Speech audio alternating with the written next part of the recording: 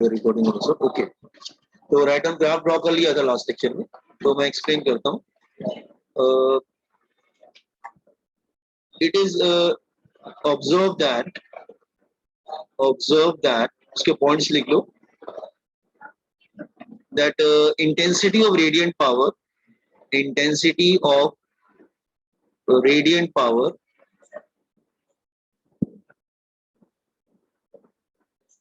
first increases, reaches to maximum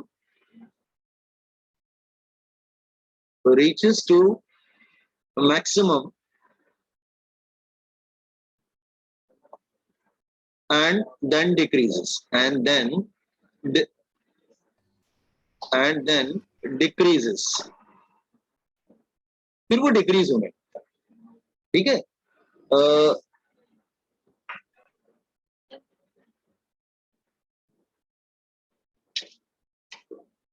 it is also observed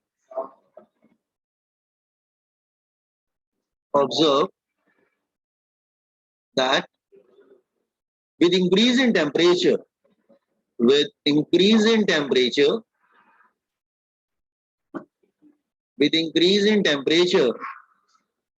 the point of maximum intensity of radiation,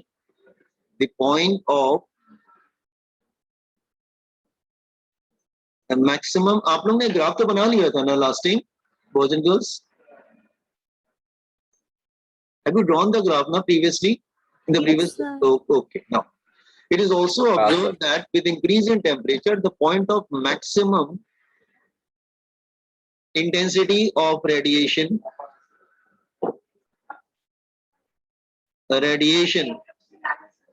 shifted towards, वो left की तरफ shift होने लगता है, shifted towards shorter wavelength,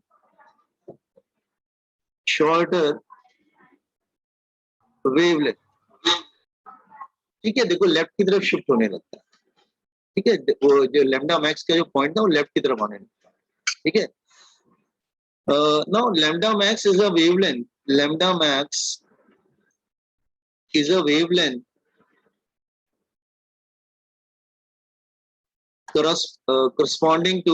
corresponding to maximum intensity of radiation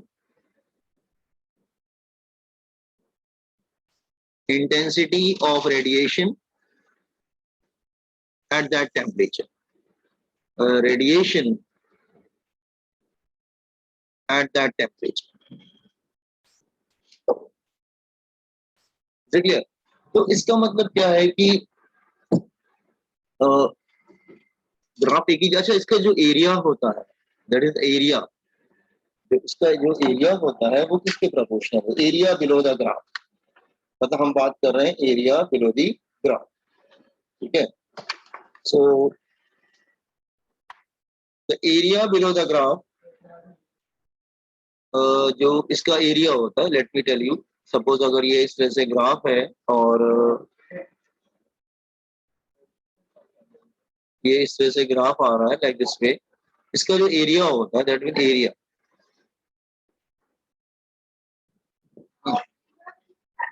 that is area under the curve,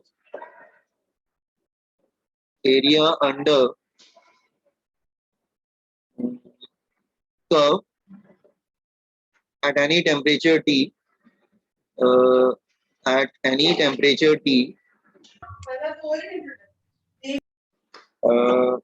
is proportional to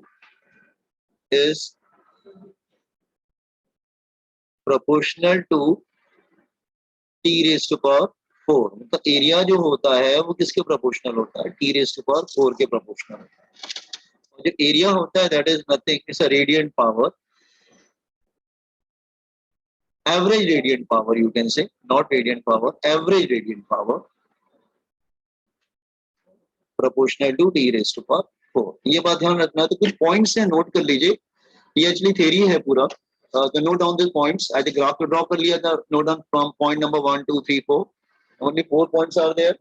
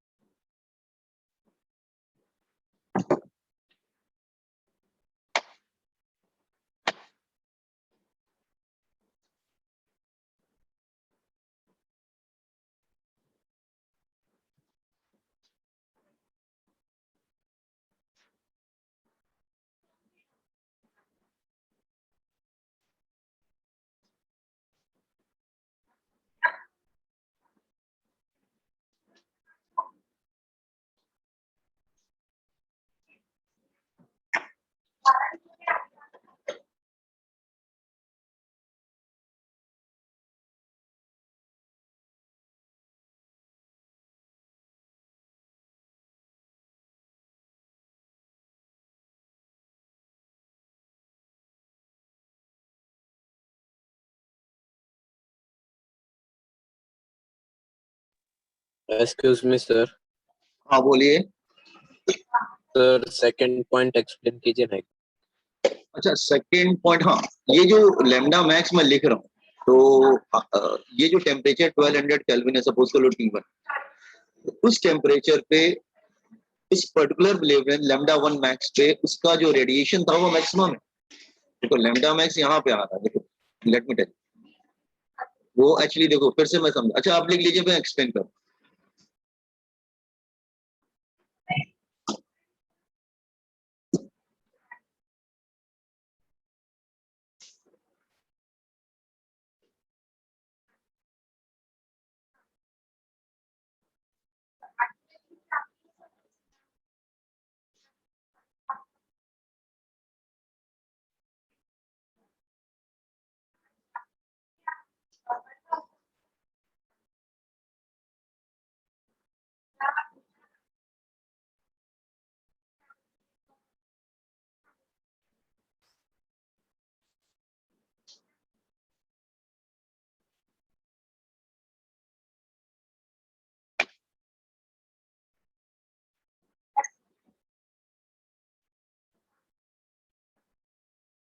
Completed, boys and girls?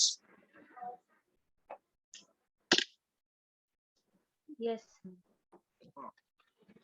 No. अब लेकिन हम लोग विंड डिस्प्लेसमेंट लॉ पे तो आए नहीं, उस पे आते हैं और वो पॉइंट भी एक्सप्लेन कर देंगे आपको। विंड डिस्प्लेसमेंट लॉ वो तो हमने किया नहीं है अभी, अभी कर लेते हैं उसको। विंड डिस्प्लेसमेंट लॉ आपने ध्यान देखा था, जो ग्राफ था वो कुछ इस तरह से था, जैसे let me plot a graph again. अगर मैं wavelength versus radiant power graph plot करता हूँ, तो आपने ग्राफ को नोटिस किया कि ग्राफ कुछ इस तरह से था।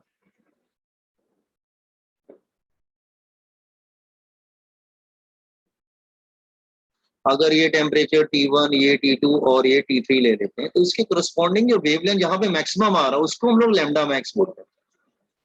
तो लैम्डा मैक्स मतलब वो वेवलेंथ है जिसपे उस टेम्परेचर का जो रेडिएशन था ना, इंटेंसिटी ऑफ हीट एमिट करने का जो इंटेंसिटी था वो मैक्सिमम था।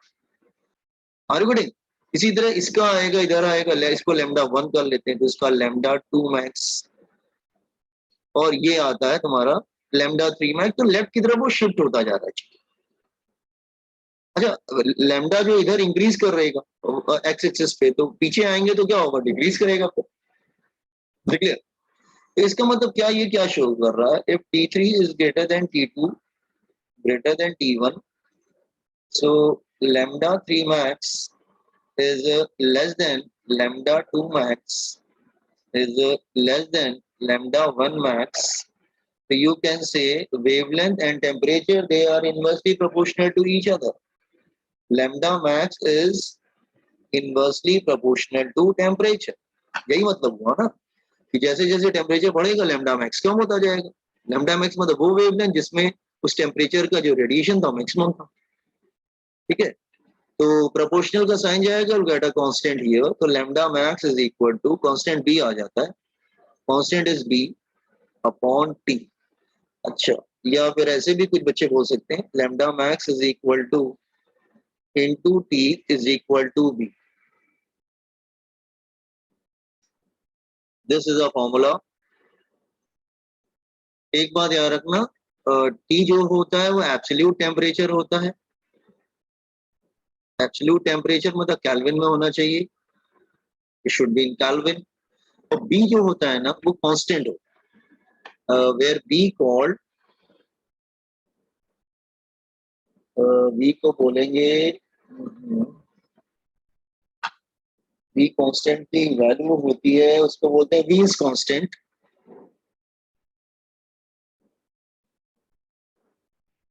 इस पे न्यूमेरिकल आते हैं और वीन्स कांस्टेंट, और इसकी जो वैल्यू होती है वो होती है near about 2.9 into 10⁻³ metre kelvin, मतलब केल्विन में होना चाहिए। ठीक है, सो इसका मतलब टेम्परेचर ज्यादा होगा तो लैम्डा मैक्स कम होता जाएगा। ठीक है, competent this one being displacement law. you'll get problem on this one. Theory बहुत कम आती है, न्यूमेरिकल ज्यादा आते हैं इस पे। तो ज्यादा बड़ा फॉर्मूला नहीं है, छोटा सा ही फॉर्मूला है, याद रखिएगा आप। तो बी तो जो है वो कांस्टेंट होता है, T for temperature, temperature kelvin में होना चाहिए, और लैम्डा मैक्स जो होता है वो वेवलेंथ होता है उसके करस्पॉन्डिंग।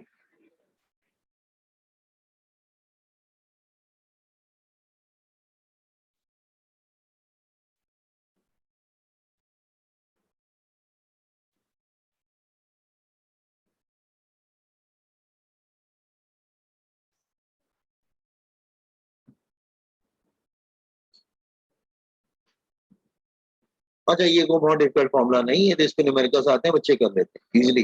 नीट में, जेई में, सीटी जो भी आता है, they can do it, easily कर लेते हैं। क्योंकि क्या है, छोटे से जो फॉर्मूला है, एक तो कांस्टेंट, लेकिन कांस्टेंट याद करके जाओ, क्योंकि जेई वगैरह में कांस्टेंट नहीं देते हैं, उनको याद होना चाहिए, ठीक है। और टी तो टेम्परेचर केल्विन में लेना, लैम्डा मैक्स मतलब वेवलेंथ हो गया, मीटर में ले लेना उसको। ये बात है क्या।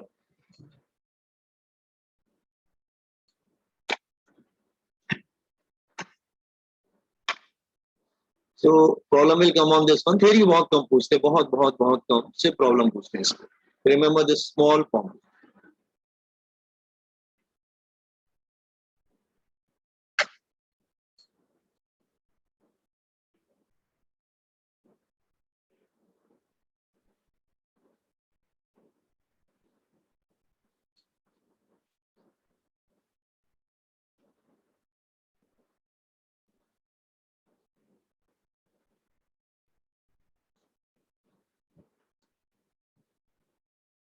Once you complete, inform me.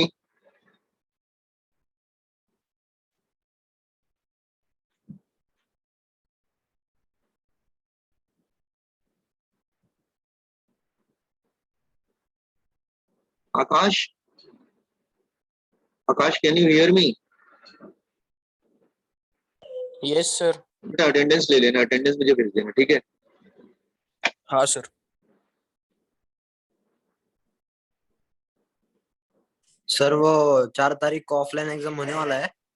अब मुझे नहीं मालूम ये आपको जगदीश से प्रॉपर बता पाएंगे, शायद नहीं होगा, क्योंकि लॉकडाउन एक्सटेंड कर दिया गया ना 30 अप्रैल तक। आपको मालूम चला कि नहीं? हाँ सर। तो फिर मुझे नहीं लगता अलाउड होगा, क्योंकि बहुत ज्यादा एक्चुअली पुणे में ही सबसे ज्यादा फैल गया। हाँ सर, महाराष्ट्र तो 4 नंबर पे है सर पूरे वर्ल्ड में। पुणे नंबर 1 पे, ठीक है। तो शायद पुणे में ही वजह से दिक्कत हो रही है, तो शायद नहीं होगा, ऑफलाइन नहीं हो पाएगा। सर फिर वो 12th कब चालू होने वाला है हमारा? अब 12 तो तुम्हारा अप्रैल अप्रैल नहीं, अप्रैल के बाद मई में स्टार्ट होगा ना 12 मई में। Okay sir. सर हाँ ये जूनियर की हमारी जो टेस्ट चल रही है वो लास्ट की है ना 11? हाँ, solar constant.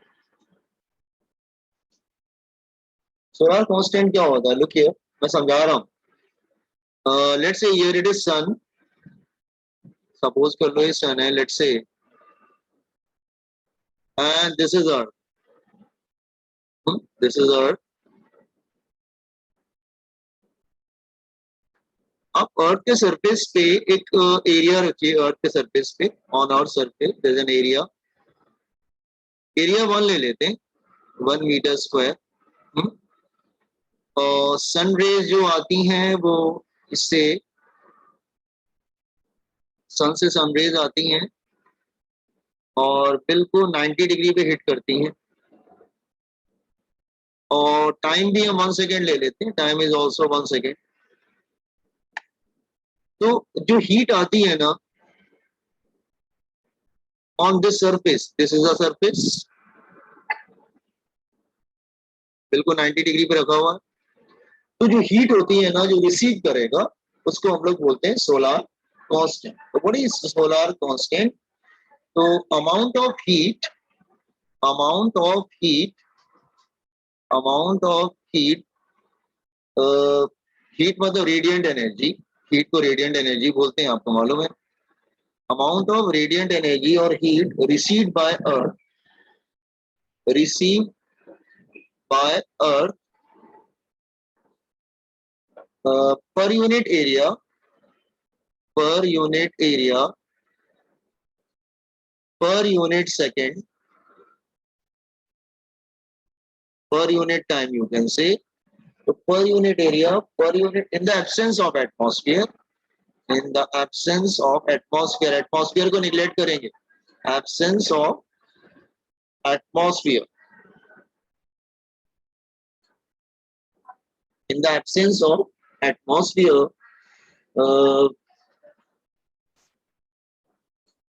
amount or rate by the earth per unit area, in the absence of atmosphere, at right angle to the incident radiation, at right angle to incident radiation, at right angle to incident radiation, right angle पे होना चाहिए, ठीक है।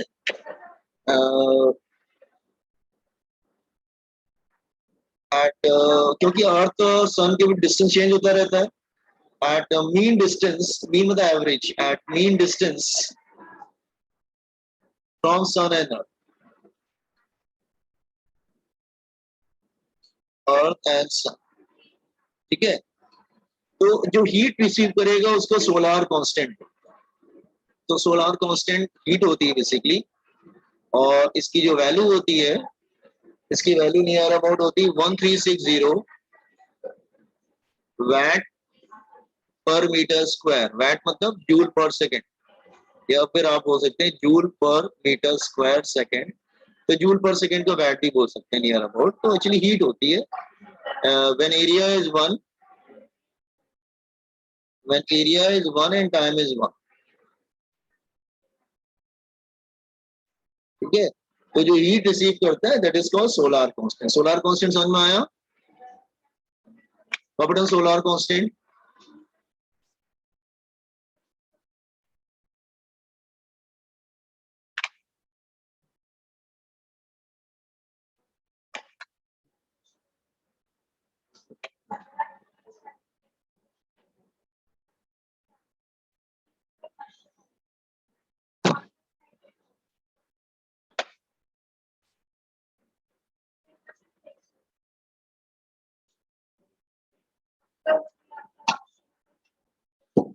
कोई अगर हम अर्थ के surface पे कोई सरफेस लेते हैं, उसका एरिया 1 ले लेते हैं, टाइम 1 सेकंड ले लेते हैं, और एटमॉस्फेयर को निगलेक्ट कर देते हैं, और एक एवरेज डिस्टेंस ले लेते हैं between sun and the earth, तो जो हीट रिसीव करेगा that is called solar. The solar constant basically heat received per unit area per unit time at right angle to the incident radiation at mean distance. Okay.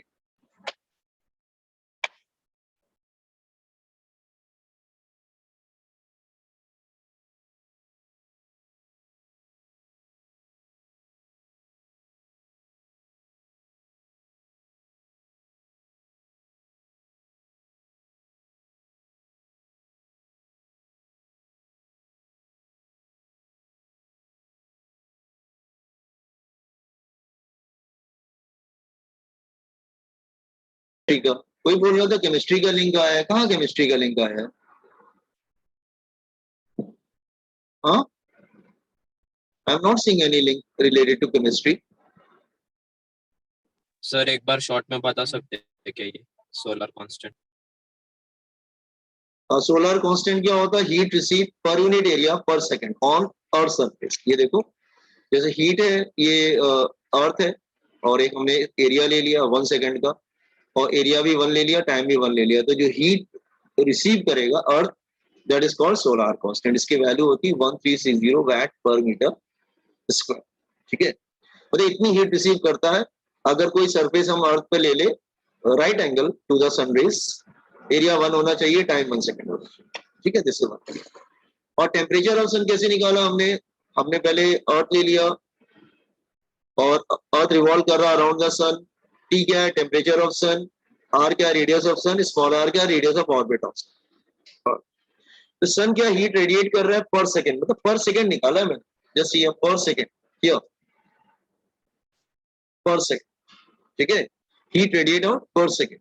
तो Stephen's law use कर लिया, ये formula आ गया, और time को 1 second रख दिया हमने। देखो ये याद रखना, टाइम को 1 सेकंड रखा हमने, और ये पूरी हीट जो है ना, अर्थ स्फेरिकल सरफेस पे गिरता है, स्फेरिकल सरफेस का रेडियस क्या है, स्मॉल आर। तो ये पूरी हीट जो है ना, small surface 4 pi R square spherical surface पे गिरता है, तो यूनिट एरिया पे कितना होगा, डिवाइडेड, वो डिवाइड हो जाएगा, क्यू की वैल्यू रख दो, और यूनिट एरिया यूनिट सेकंड में जो हीट रिसीव करता है उसको सोलर कांस्टेंट बोलते हैं।